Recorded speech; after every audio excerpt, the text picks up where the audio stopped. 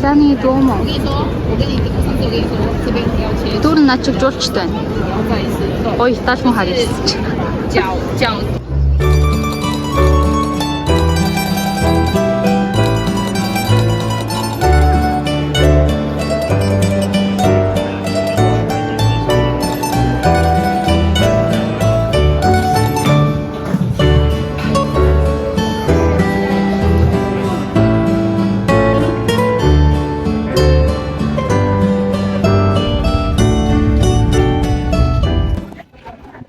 За.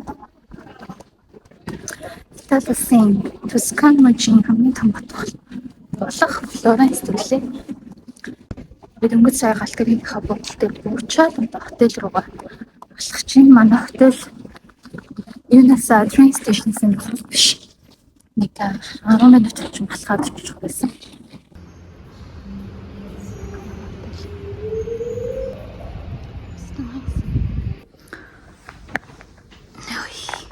Энэ болохоор оройны арай 3-4 болов юм. Хэд болж байгаа юм бэ? 3 цаг. Оройны гэж өдрийн 3 цаг. Маргааш болохоор яг гол Дуомогоо үзнэ. Нөгөөдөр үдээс өмнө Uffizi Gallery үзээд тэгээд Академия University of Academy ч л зэмтгүй юм чи нөө Давидын хөшөөтэй тэр юу очиж үзнэ. Тэгээд wine day trip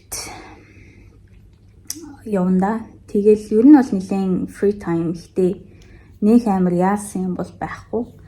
Тэгээд Florence хот ч юм болохоор амар их олон жилийн хаас манай эртний өмнөх одоо Roman Empire-ийн үед байгуулагдсан амар олон жилийн түүхтэй тийм том хот. Тэгэхээр түүхээр их аялах байх гээд нэлээд happy байгаа юм гэлний хадаа. Гатаар болоод юм. Тэгээд бас дээрээс нөгөө Renaissance-ийн birthplace хамгийн анх нөгөө Renaissance үүссэн тийм газар гэдэг болохоор зураг архитектор юм хөшөөгд бүх юмыг ингэж үзэж болох боломжтой. Тэгээд тийм болохоор их тогтолж байна би. Одоо тэг жоохон гэлтэж жагаад тэгээд хальчих уу яах уу гэдгээ нэг хараад тэгээ гар дэмүү да.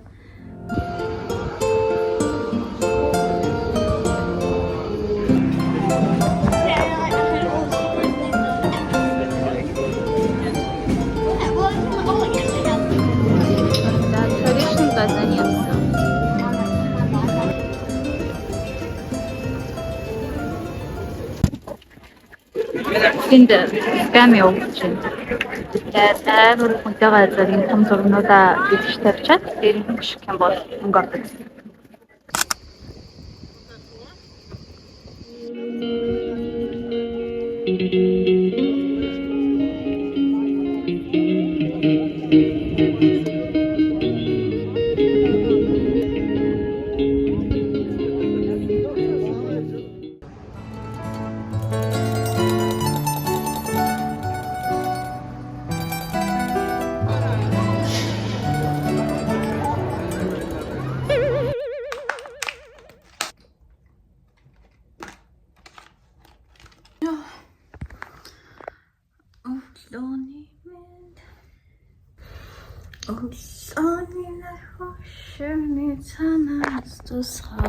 Ой, би стамер ядарч байна. Хаашаа харах хэрэгтэй вэ? Одоо 9 өнгөрч байна. Тэгээд одоо бас орой нар жаргахыг нөгөө нэг Piazzale Michelangelo гэдэг энд бүр нар баг 9 болох 9-ийн үед жаргаж лээд байна. Хүмүүс хөгжим тоглол өстой гоё байсан. Үнэнгээр маш үлээ. Киноны хэсэг шиг л харагдчихсэн. Тэгээд одоо болтол Дуомо одоо энэ гол сүм нь хамгийн том хамгийн өндөр барилга нь хэвээрээ. Тэгээ бүх бусад барилганаас доош өндөртэй юм шиг байлээ. Тэгээ өнөөдөр болохоор яг тэр гол сүм рүүгээ орж үзнэ гэж бодож байна. Өчтөр бүтэнсэ өдрөөс болохоор угаасаа хаалттай орж үзэхэр байсан. Яг Дуомо гэдэг ийм бүөнхийн cathedral нь болохоор free зүгээр орж болно. Гэхдээ бусад хэсгүүд л болохоор тикет авч орох хэрэгтэй. Тэгээ бүгдийг нь ингээд багталцсан тикет нь 20 евро юм шиг байлээ би. тэрийг авах уу байх уу гэдээ бас бодчихлаа. Florence-ийн алдартай хоол нь болохоор мах стейк гэсэн стейк идэх байх уу бодчихлаа. Гэтэ эндхийн хоолны газрууд нь бүгд өдрийн ланчаар 12-аас 3-ийн хооронд юм уу тэгээд ажиллачаад тэгэл дараа нь динерээ 7-оос 9-ийн хооронд 9-ээс 10-ийн хооронд өвшүүлээ. Динер амар ороод идэх хүмүүсээ. Тэгэхээр тэр үеийн нэмж хоол идэхгүй бол нэг зүйл шиг харагдаж байна. Truffleтай паста нэмэр идмээр байгаа. Тэрийг идээ да. Тэгээд өөр идмээр байгаа лээ. Тэг пицца мэдчих идмээр байгаа. Тэг пиццагаа нэг идэндээ усан дор хувцлаа гарыг да. Гарыг халдаа. Ингээ харангуут бүр хоёр өнгөтэй болцсон. За бакач.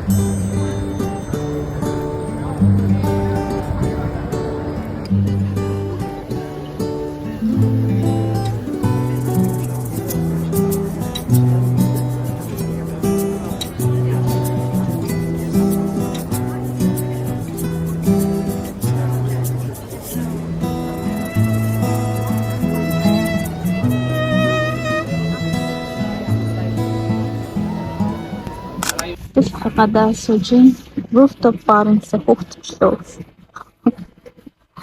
Яг хахах нь өмнө орчичоод хаачаад явцад олоогоос нэг юм гинэ. Би нэг хувцас солихгүй тэгээ нэг цэнгэлчэн батсан цэнгэлчэн авах гоо хотел руу барах 2-3 байсан. Тэгээ одоо ер нь бол хотелийнхоо rooftop-оос хамтдаа тарчаад тэгээд үнтэй да маргааш өглөө тусъя гэж бодож байгаа болохоор өнөөдөр их гутнаа. Гадааста одоо гоё болчихно. Тэгээ сүйдэн цусан ч гоё. Өнөөдөр амар халуун байсан. Showing.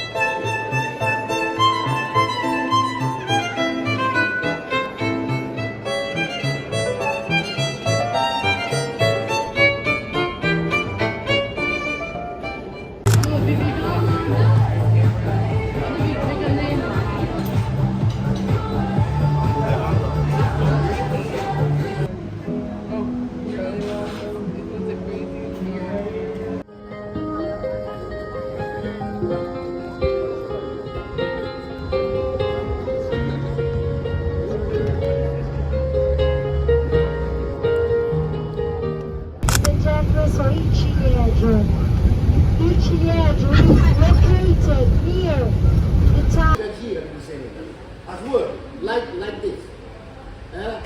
Try. Oh, bravo.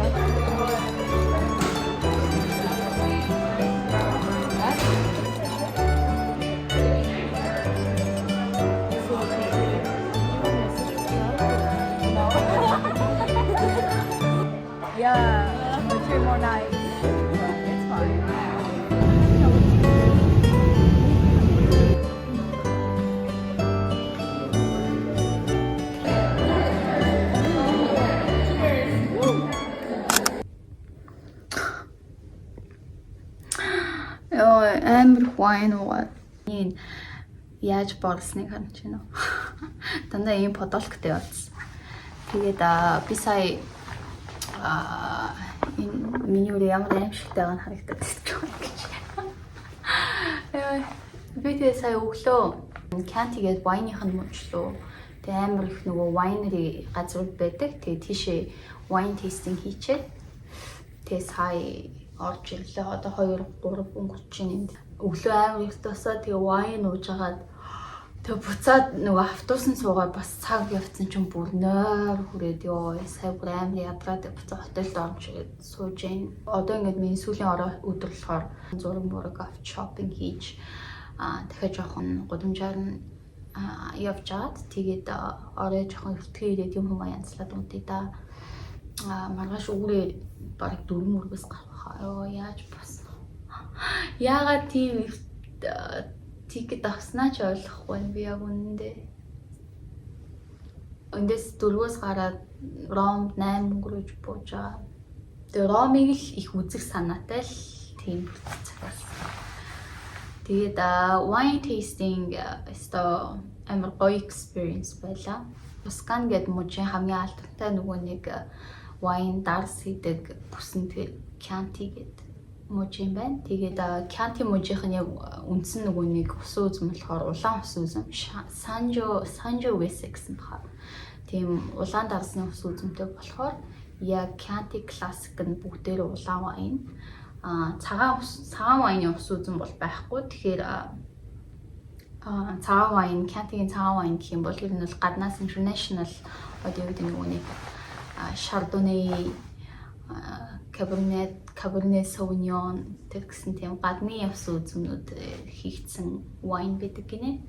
Цагаан, улаан, rosé, sparkling гэдэг бүх төрлийн wine-ыг нь тестлж үзлээ. 2 winery дээр очсон. Vineyard нь болохоор нөгөө ус үзмийн талбайтай тэгээд дарсаа байдаг. Winery нь болохоор яг ингэ зөвхөн дарс хийх процесс, production явагддаг тийм газрын хэлдэг. Тэгээд 2 winery дээр очсон. Аль нь ганцхан виновш амар олон юм хийд юм бэлээ. Нөгөө truffle oil, olive oil юу байлаа. Тийм balsamic vinegar байсан. Тэгээд wine-тай хамт идэх нөгөө нэг явах боломжтой бүх юмыг юу нь хийд юм шиг үлээ. Одоо тэгээ гарыг да хувцас солидоо амар палаж малаж өмсөн. Одоо жоохон би твтэй хувц өмсөв. Тэгээд гардаг багтаа одоо энэ хараа миний нүд мүд ингээд аялын төгсгөл рүү ороод ихэлсэн. Одоо ингээд ядраа царай алдаад наваас масны хонц шүлцэн. Ready? I'm ready. You're ready. Спусхийс. Усэпоч. Флоренцд ганцаараа аялах сонирхолтой байна.